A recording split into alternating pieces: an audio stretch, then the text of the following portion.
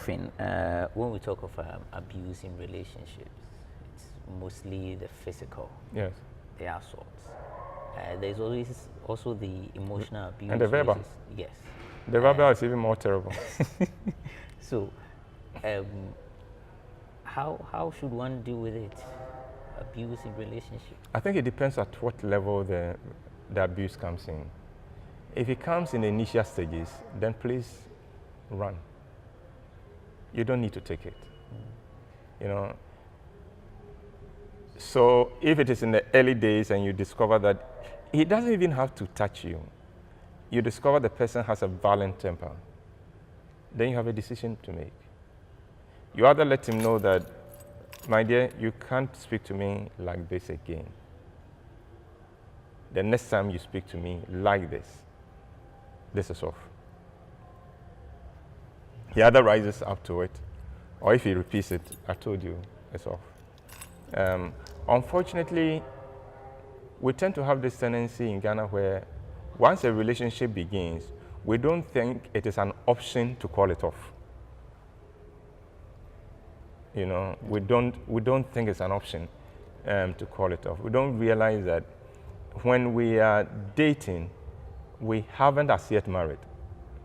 So at any point in the dating, I can decide that you are not quite who I thought you were, or there is something about you I can't deal with.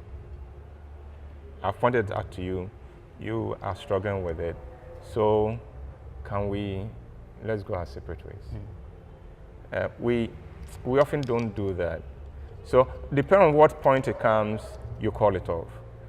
If it comes much later, then bring your counselors and the family in. And that is why I recommend that nobody should marry without having a counselor.